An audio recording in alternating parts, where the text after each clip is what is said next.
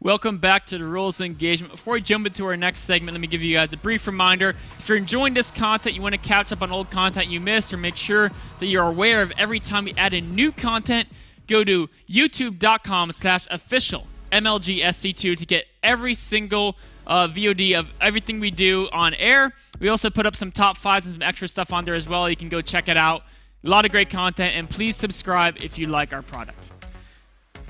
Before I jump into the next thing, another quick reminder. If you want to get educated in game design or audio engineering or any of those fields that are important in developing video games or working for an esports company behind the scenes in the production aspect, go to www.fusel.edu/MLG. Fill out a quick form there, and they will give you more information on some of their great educational programs they offer there to help you get a more advanced degree. Now let's jump into our next segment, which is going to be a replay submitted by axslav.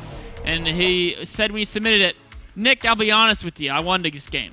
I just want to expose the imbalance in Heart of the Swarm that is the Terran race."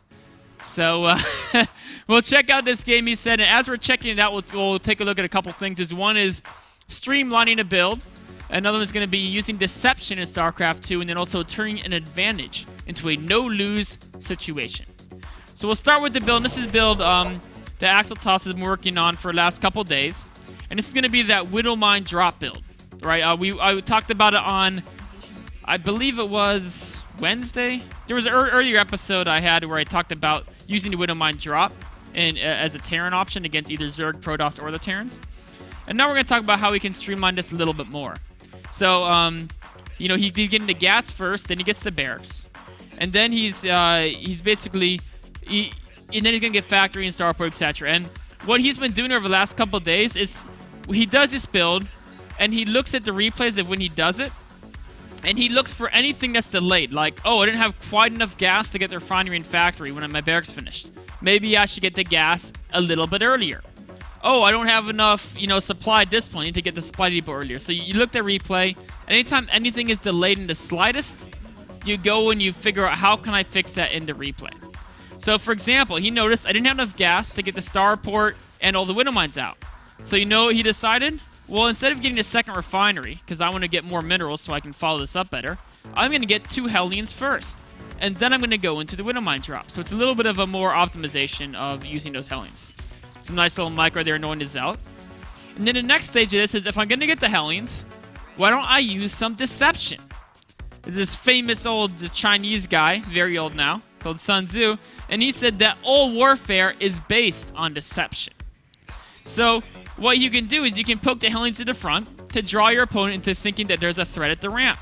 And then they put all the units at the ramp, all of a sudden your drop is going to be much, much more effective as there's nothing there to deal with it. So you can come in here, your Hellions roast some probes, the widow mines land, and the cool thing is usually they'll make a tight base. And the reason why players make tight bases is it's actually better against Hellions. You think it might be worse because the Hellions can hit splash, but all you have to do is get the probes to a single choke point, then you can land a force field there, and then you can trap the Hellions from chasing your probes down. So the problem with that is with the widow mines, even though the single Hellion shot, let's actually look at that again. The single Hellion shot can't kill a whole ton of probes, right? 1 Hellion shot can. It takes 3. But you know what can kill a whole ton of probes? One of these guys right here. Boom! All the probes can go down, so it can be a very effective build. It's pretty cool to streamline it. Now he's got a huge advantage, right? We look at the income. He's way ahead in economy, right? But he's not out of the woodworks yet. He's got a huge advantage, but look at the army size, right? His opponent's significantly ahead of him in army size, not to mention the fact that some of his army is kind of stuck in his opponent's base. The medevac's still on the field. It's not all geared up in a great position to defend himself. So, he's got an advantage. Now he needs to turn that advantage into a no-lose situation. So if you have an insurmountable economic advantage, you need to be willing to commit all your resources, including workers, to your defense, because you know your opponent has to attack you. So right here, I would like to see this refinery not being built. I would like to see 1 less barracks being built. I would like to see more units being built out of these structures. And the money that you save on the refinery and barracks, I would like to see that being turned into a bunker in a situation like this. The instant you kill those probes, go ahead and get that bunker. Make sure you can make continual widow mine production of the factory. So just you know, you can be a little bit less greedy if you're harassed, does some good damage. And again, if you're being attacked here, you've got the advantage, but this is a scary army. It's very hard to deal with. And you can't engage it kind of, you know, a little bit with just a few units. Right? You've got to be willing to just grab all your workers, preserve these units, grab all the SCVs, and engage as a group. Because if you engage individually, units die individually. You're going to have to pull SCVs at some point, might as well get it over with, and group them while you still have units behind them doing damage. As it is, you know, with the Widow Mines coming in here, as soon as you do pull the SCVs, you can get a great surround, right? And once you get this surround, they're going to die. But imagine if you can get this surround while you still have 4 Marines and 2 Hellions, right? All of a sudden, their units die so much faster and you lose less SCVs. As it is, instead of having the Marines, you've got the Widow Mines now, which is cool, except that the one bad thing about Widow Mines when you're surrounded with SCVs is the Widow Mines do have some friendly fire there. So, Axel kind of blew up all his own workers. It happens, though. What are you going to do, right?